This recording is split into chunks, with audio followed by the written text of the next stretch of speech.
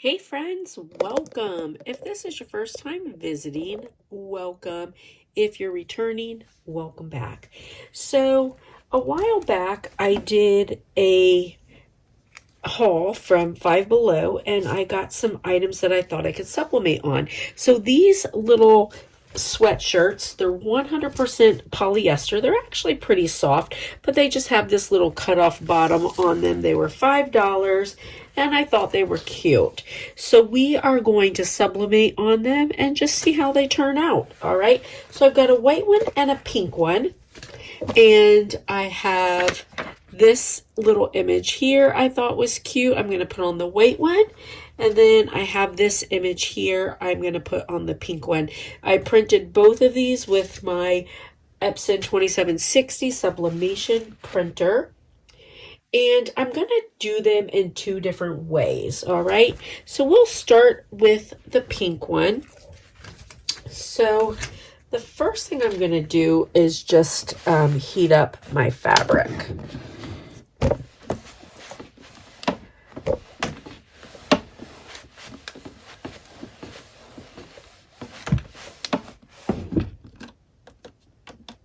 And I'm going to turn my iron up to 400. All right, so for this one, I'm going to use one of these. So I have these shirt forms. I use them for this, and I use them for when I'm doing bleaching. So I'm gonna put this on the shirt form. The reason why I'm gonna do this, I'm hoping you can see it well enough, but I do want you to see that this is a good way if you don't feel super comfortable with, being able to like line everything up. This is a good way to, really be able to see what you're doing. And that's the whole reason why I wanted to show you this. Make sure that I lint roll my shirt. And when you're doing sublimation on shirts, make sure you lint roll it, okay? Because there's all these little particles that you did not even realize was there.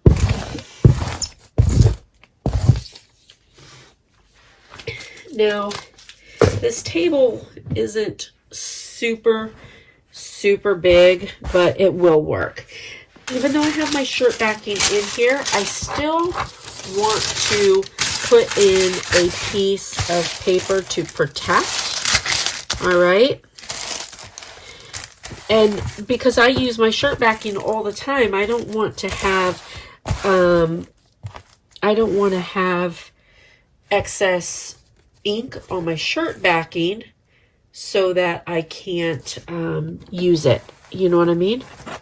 All right, so I'm just my shirt's lined up, and this just sort of gives me an idea.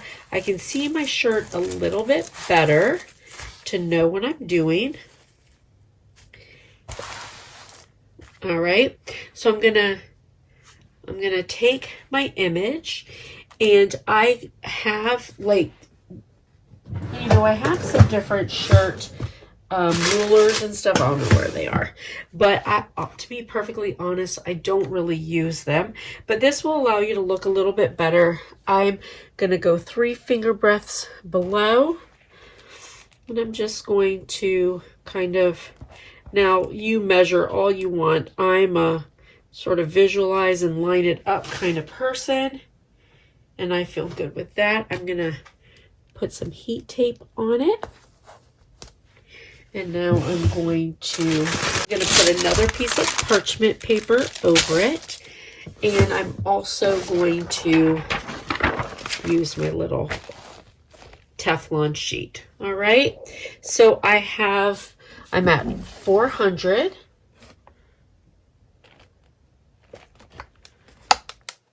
I'm going to go for 60 seconds.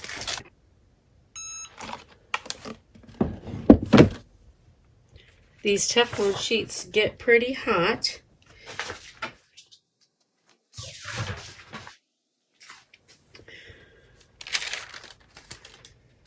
All right. I'm going to just lift up my image and be careful not to slide it across. All right. And look, and that came out really nice. That sublimated really, really nice. And this is the pink. So look how nice that turned out. Oh, I'm so excited. It's beautiful. Now, of course, if you're using a regular heat press, you wouldn't be able to use this shirt form, but this would be for someone who's using the easy press too, like I am. All right, now I'll do the next one. For this one, what I normally do is I take my shirts and I fold them neck to neck, make sure that my seams are all lined up.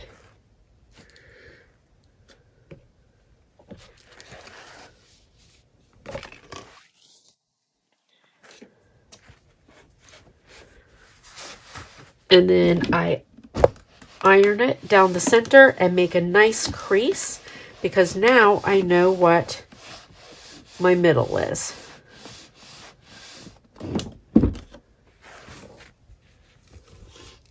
All right, so now in my small space, I can lay my shirt however. I don't have to worry about, you know, if I have it even on my table, because I know where my middle is.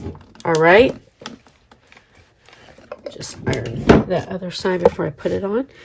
All right, so I'm gonna just use my pad and put inside it. Put my protective paper in here. Now on this one, now if I'm doing like vinyl, I'll just fold it in half, doesn't matter. On these, you don't really want to make a crease, but I'll take it and make a crease like up here in the top where there's no picture. And now I know where my center is. So then I'm going to, I like to do about 3 finger breaths on an adult shirt. So now I'm just going to line up my crease to my crease, and I know that I am in the center. Put a little piece of heat tape so that it doesn't move. Going to cover, and you know, because I like to use a different sheet of parchment paper or butcher's paper every time. I don't reuse them on my shirts, but you know what I do? I save them and I use them as my glitter catchers before I toss them. So I get 2 uses out of them. And I will put this down. Now this picture is a little bit wider, so what I'm going to do is start on this side and then I'll do the other side. All right, so again, remember that this is hot.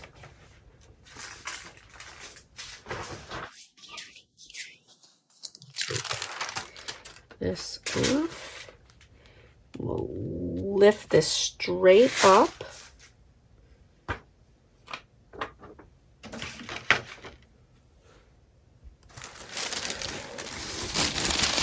And we'll pull this out. And there's a little bit of ink on there. And look how super cute this came out. This came out really cute. And so this is like a light blue, and it's sublimated really, really, really good. So this is just the Five Below shirts, and they came out really nice. And, you know, so the thing is with your sublimation, you know, this is embedded in here. So, I feel like there's a place for everything. There's a place for screen printing. There's a place for sublimation. There's a place for vinyl when you're doing your projects, because there's so many different materials and different products work best on different materials. Look how nice this came out. So this is the Five Below shirts, and again, they worked perfectly. And here is the pink one, and it came out really, really nice also. Hope this was helpful. Now you know you can use the Five Below shirts, and they work fantastic. All right, friends, listen, I hope you have a blessed and beautiful day. I'll see you later. Bye.